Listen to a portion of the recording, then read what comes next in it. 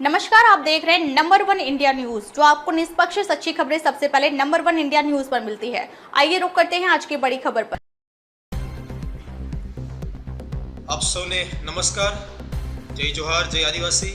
હું છું મુકેશ ડાબી, સાબરકાંઠા જિલ્લા પંચાયત સદસ્યશ્રી અને પૂર્વ તાલુકા પંચાયતના સદસ્યશ્રી પોશીના। મિત્રો, ગુજરાત રાજ્યના સાબરકાંઠા જિલ્લાના પોશીના તાલુકાની આજ વાત કરવા જઈ રહ્યા છે। મિત્રો, ખાસ કરીને આ ટ્રાઇબલ બેલ્ટ આદિવાસી ક્ષેત્રમાં ગુજરાત સરકારની અને ભારત સરકારની એટલી બધી ગ્રાન્ટો આવે છે કે એ લઈને વિકાસ થાય, લોકોનો વિકાસ થાય એના સંધાને પણ જ્યારે 2013માં ખેડરમામાંથી પોશીના તાલુકાનું વિભાજન થયું તો લોકોની આશાઓ અને અપેક્ષાઓ અને લાગણીઓ હતી કે પોશીના તાલુકો નવો મળ્યો છે તો અમારો વિકાસ થવાનું સ્તર બહુ ઊંચા લેવલે જશે। પણ કેટલાક સમયથી કેટલાક સરકારી કર્મચારીઓ આ સરકારી કચેરીને પોતાના બાપની પેઢી સમજી બેઠા છે। ખરેખર દુઃખની લાગણી થાય છે આજે પોશીના તાલુકાની વાત કરતા મને। ખરેખર આજે એક બે ત્રણ મુદ્દાની એટલું બધું આ તાલુકા પંચાયત કચેરીમાં કૌભાંડ છે કે નહીં કોઈ વાત થાય એમ નથી। પણ ફોર એક્ઝામ્પલ રૂપે હું આજે એકાદ બે મુદ્દા હું આજે આપની સમક્ષ, આ મીડિયાની સમક્ષ અને આ પોશીનાની જાહેર જનતા અને ગુજરાતની જાહેર જનતા સમક્ષ હું રજૂ કરવા જઈ રહ્યો છું। ખરેખર આ અધિકારીઓ, કેટલાક સિનિયર અધિકારીઓ ગેરમાર્ગે ચૂંટાયેલા સદસ્યોનો, સરપંચશ્રીઓનો ગેરમાર્ગે દોરીને એ લોકો પોતાના રોટલા શીખવા માટે એ લોકોને ગામનો વિકાસ, તાલુકાનો વિકાસ અટકાવી રહ્યા છે। મિત્રો, જ્યારે એના સંદર્ભે આજે હું વાત કરવા જઈ રહ્યો છું પોશીના તાલુકાના કોળંદ ગામની। કોળંદ ગામમાં જ્યારે આ 2026ની વાત છે, ગત 2025-26 જિલ્લા પંચાયત સહભંડોળ ગ્રાન્ટની વાત કરવા જઈ રહ્યો। મિત્રો, એક જિલ્લા પંચાયતનું આયોજન થઈ રહ્યું ત્યારે મારા મનમાં વિચાર આવ્યો કે ગયા વખતમાં શું આયોજન થયું છે, તો મેં વિચાર્યું કે પોશીના તાલુકાનો શું છે વિકાસ। તો એ ધ્યાનમાં લેતા મને એવું જાણવા મળ્યું કે એવિડન્સ મેં મેળવ્યા ત્યારે કે કોળંદ ગામમાં બે જગ્યા પર, કોળંદ ગામે ગામની ડોસપડામાં જતા સીસી રોડ એ 5 લાખનું જિલ્લા કક્ષાનું બજેટ હતું।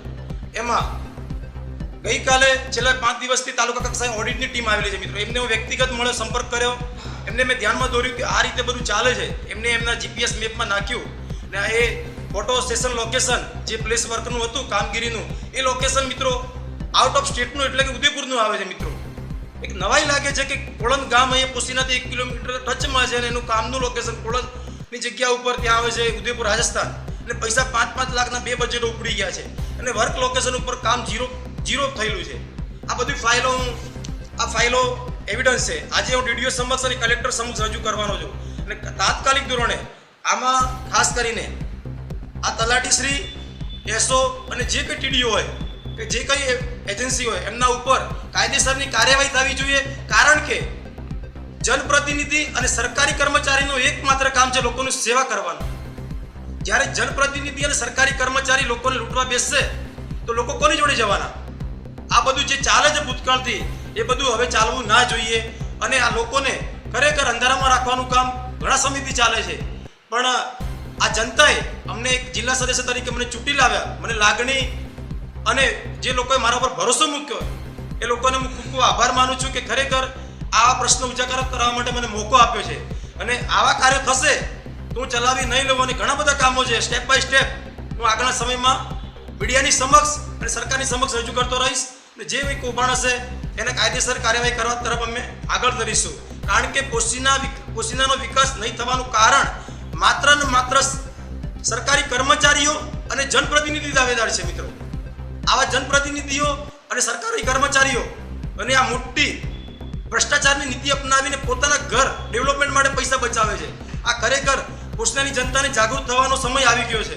મિત્રો, આ બધું ક્યાં સુધી ચાલશે? એટલે મહેરબાની કરીને ખરેખર હું વહીવટીતંત્ર સાબરકાંઠા ગુજરાત રાજ્ય પર, ગુજરાત સરકાર પાસે અપેક્ષા રાખું છું કે આમના વિરુદ્ધમાં તાત્કાલિક કાયદેસરની કાર્યવાહી થાય ને એમના ઉપર તાત્કાલિક પગલાં લઈને એમના ઉપર કાર્યવાહી કરીને આગળનું પગલું ધરી આશા અને અપેક્ષા રાખું છું। ભારત માતા કી જય, જય જય ગરવી ગુજરાત।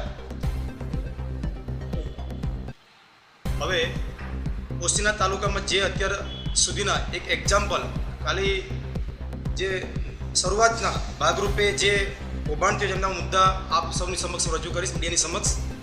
કોળંદ ગામે તળાવ ગામેથી ચંદ્રાણા ગામને જોડતો સીસી રોડ 5 લાખ અને બીજા નંબરનું કામ કોળંદ ગામની ડોસફળામાં જતા સીસી રોડ એ પણ બજેટ 5 લાખ. જ્યારે ગણેર ગામે બાબુ હમીરાના ફળામાં બોર મોટરનું કામ એ લાખ રૂપિયાનું કામ છે. જ્યારે ગણેર ગામના જુદા જુદા ફળિયામાં 4 જગ્યા પર એ પણ પેમેન્ટ રકમ છે 3 લાખ અને 88,000 સમથિંગ. આ બધું પેમેન્ટ આ લોકોએ કામ કર્યા વગર આ લોકોએ પેમેન્ટ ઉપાડી લીધું છે. કમ્પ્લીશન સર્ટિફિકેટ પણ નથી આ ફાઇલોમાં.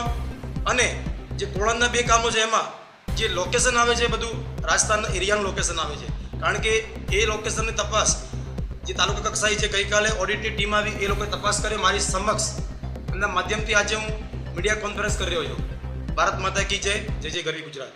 अब तक के लिए बस इतना ही. फिर मिलते हैं एक ऐसी ही बड़ी खबर के साथ. तब तक के लिए नमस्कार और चैनल में बने रहने के लिए नंबर 1 इंडिया न्यूज पर बने रहिए. नए भारत की नई आवाज.